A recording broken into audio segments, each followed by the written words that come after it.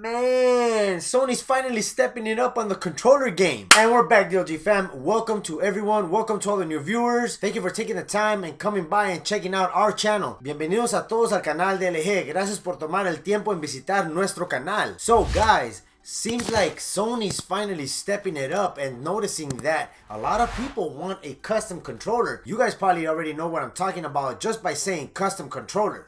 Bam! The DualSense Edge wireless controller by Sony. Yes, this is a Sony product.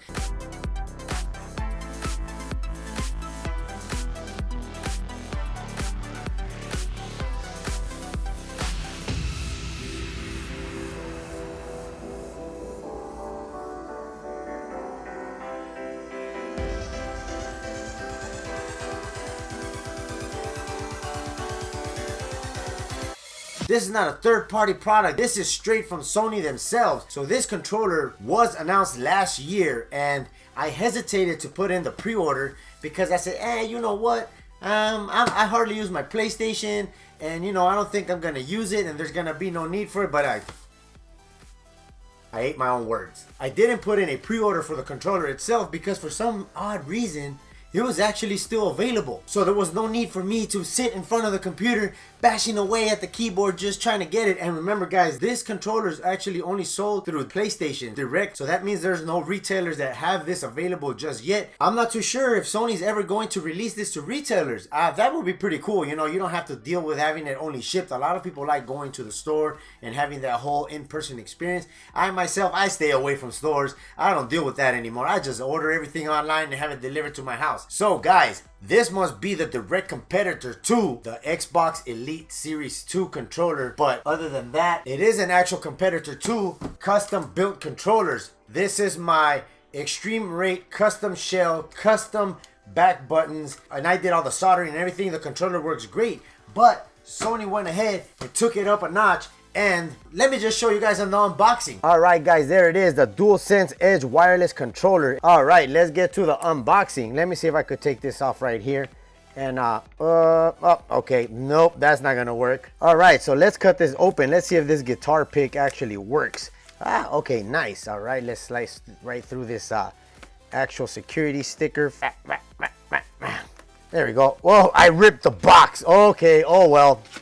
It is what it is. I guess this box is not going to be saved. Okay, so let's take this out. All right, okay. Get this away. Here we go. Da-da-da-da. Oh, look at that presentation. The box opens up this way. Let's take this out. What else is in here? We'll get to the actual important part right now in a bit. Let's see what else comes. That's it.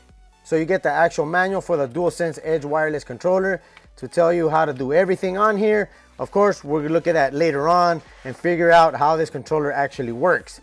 So, okay, ooh, nicely wrapped, nice presentation. Okay, you don't want to, I should have put on some white gloves to hold. Oh, hard shell case, nice. The PlayStation logo right in the middle. Not sure if you guys can see it right there. There it is, look at that, guys. Minimalistic approach with only the PlayStation logo right in the middle. So let's open this up and see what the deal is. Ooh, look at that. Okay, so this protects the actual directional pad and the buttons. You get your cables. Okay, let's put this down. Let's take out the control. Look at that, guys. Oh man, guys, this is nice. This is really nice. I like the quality. The build feels rigid. It feels good. It feels good when you're holding it. All these extra buttons. Oh man, I can't wait to put this to the test and see how well does it perform. All right, so look at that. You get some function buttons here right below the thumbsticks, as you guys can see right there.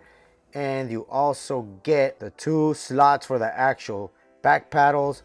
You get that. Nice. Okay, I always wanted those type of triggers on the PlayStation controller where you could adjust how far you have to pull on it before it actually stops. Right there is the full range of motion.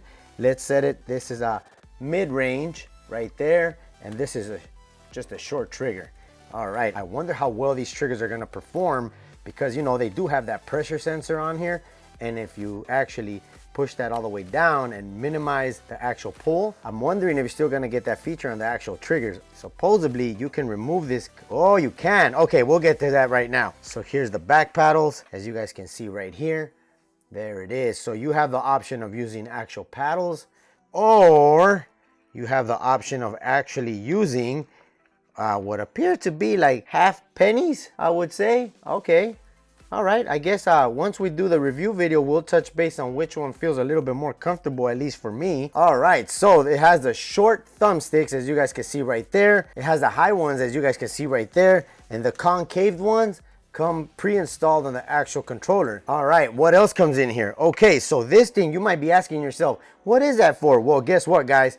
So what you do with this actually goes on the USB cable that is actually supplied, and it's a braided USB Type-C cable, as you guys can see here.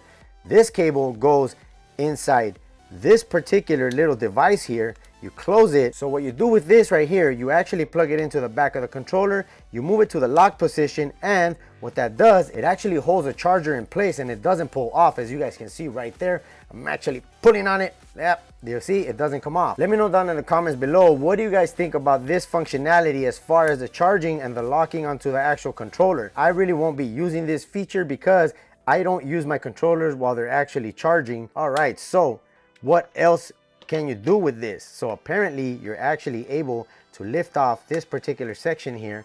And all right, we gotta be careful and don't break it because this is brand new, and this is a $200 controller right here. All right, so you remove this plate right here and you reveal another section for the actual controller. And if you want to swap out the actual thumbsticks, you don't need to actually remove the faceplate cover. You can actually just pull on them and they come right off. And if you want to do a combination of both, just plug that sucker in right there and bam, you hear that click, you're ready to go. So you must be asking yourself, hey tEcK, what are those two levers for? Well, guess what, guys? On the original actual controllers, you really can't replace the actual whole thumbstick module. What you do is you lift up the lever and you're actually able to slide it right out, as you guys can see right there. And this module is replaceable. That's pretty cool. I think, okay, Sony, you guys got me there. This is pretty cool. I'm not too sure how much this module costs, but this is a pretty cool feature. In case there's actual controller drift, you could actually replace the thumbstick itself without having to send the actual controller. These, I'm pretty sure, are sold directly through PlayStation. So then to install it, you just go ahead, sit it down, slide it back into place. The lever goes down, push it, and you're ready to go. Bam. All right, guys, so as far as installation for the actual back paddles, this should be fairly simple. You go ahead, you put it in right there, and that's it. Look at that. It's actually plugged in. It's connected already. That's the first one, and here comes the second one. Bam, there you go.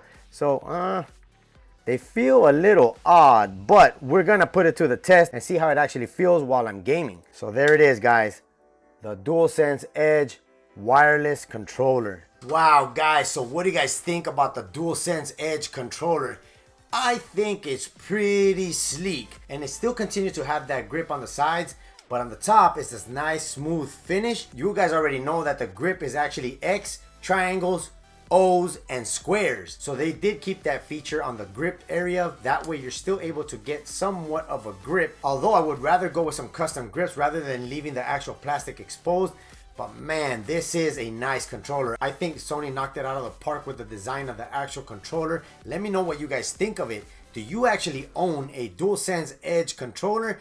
And what are your thoughts on it? What are your pros and cons? I will be doing an in-depth review on the actual controller. I want to see how well this controller performs on any type of game, whether it's first-person shooter, action, RPG, sports games, you name it, we're gonna try it out and see if there's actually a great benefit of having back paddles. I can personally tell you from the actual Xbox Elite controller, I do use my back paddles, but let me know down in the comments below if you actually have a controller that has back paddles and if you actually use them. If you're a dad, a gaming dad looking for a brand new pro controller so you could get your game on and get that KD up higher than you ever had it, don't forget to check out my latest video. But till next time, guys, I'm tEcK.